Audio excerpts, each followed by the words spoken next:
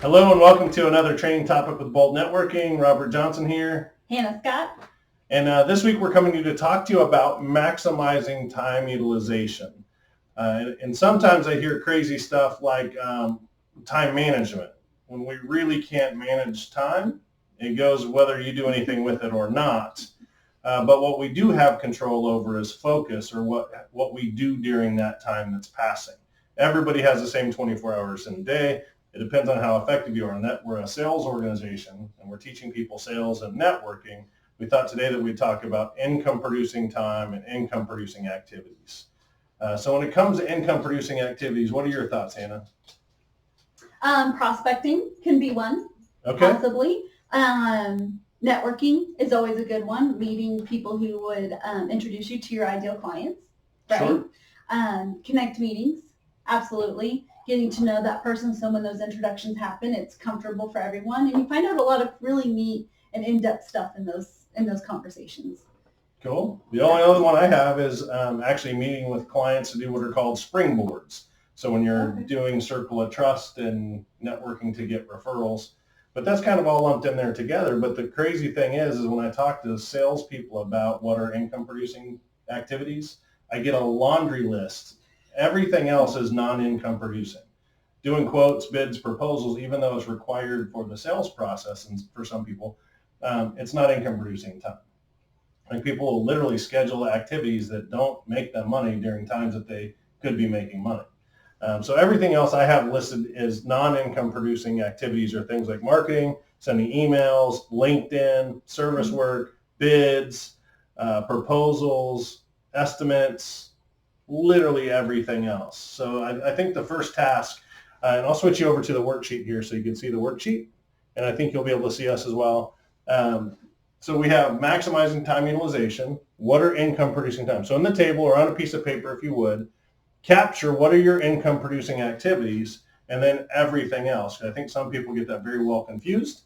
The other thing is, what ideas do you have for protecting your income producing time? Mm-hmm. And I'll turn that back over to Hannah. Well, what I have found to be most successful for me is actually having my calendar as my to-do list. So if it's not on my calendar for that day, chances are it's not going to get done. Mm-hmm. So that's why running to the grocery store is on the calendar.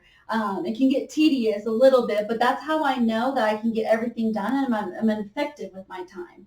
So I'm very intentional with my time to make sure I can get everything done that I need to get done. So making those connect meetings right before or right after the actual in-person meeting is crucial, because that saves a lot of time traveling places and all over the place. I also make sure that when I'm meeting with a client, or for a connect meeting, or anyone really, I make sure that if I'm on the west side of town, I stay on the west side of town until I'm done. If I'm on the east side of town, I wait till I'm done with the east side of town, and then I go on to the next thing. So when people say, hey, when do you want to meet? Okay, where are we meeting first? Are we meeting on the west side, the east side? Because that matters. What day, mm-hmm. Right? So being very super intentional about structuring your life around what fits for you. Your clients will fit around your schedule if they're true clients and they want to do business with you. So we hear that all the time, right? I couldn't come to the Connect meeting, or I don't have time for Connect meetings. I can't find time for all this stuff, because they're not in control of their calendar. Where if you want to be in control of your calendar and make sure you get everything done, and you're not staying up till 2 o'clock mm-hmm. in the morning getting stuff done, be super intentional and protect your calendar and your time. Now that works for Hannah. That does not work for me. I'm not putting everything on my calendar, but what I do is block off my prospecting time, and I protect that with my life. If I have a networking event, it's on there, and I'm not going to schedule something over top of it. I make that prospecting time the priority, and we're only talking about 5 to 7 hours a week for the average six-figure incomer in sales. So protecting that time is number one, and keeping that appointment with yourself, not letting anything else come in the way. And if you find yourself frequently not observing that time that's scheduled, it may be more of an avoidance behavior or psychology that's holding you back. Maybe it's uncomfortable, or you're not sure what to do.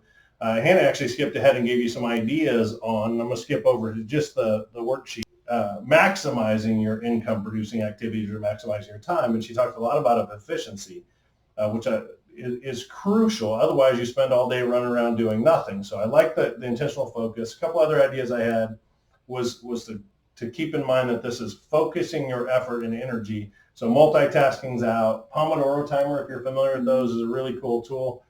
Using a CRM to prioritize your conversations and agenda, leveraging referrals or introductions instead of cold calling. Again, far more efficient to be introduced in person, Absolutely. as we teach here at Bold, than making a million cold calls. Absolutely. Other things that might help is just having a mindset of sorting, not convincing. If I get in front of a prospect, a potential prospect, and I'm spending my entire time trying to convince them that we should do business or that they should be a prospect, instead of just sorting, is there a fit or not, that could be super helpful. So that's really what we want to leave you with, some ideas on how to make time, your focus increase around your time to get better results.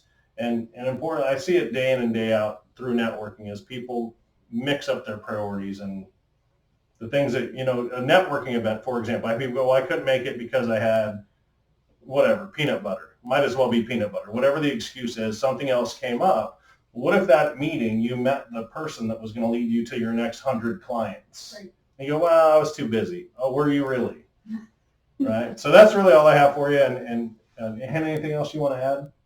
No, just that re-emphasizing that we all have the same 24 hours in the day. And we hear a lot of times that people just can't find time to do certain things. Well, there is no time to find, right? Mm-hmm. It's 24 hours. Whatever you intentionally make important to get done in those 24 hours is what you're going to get done.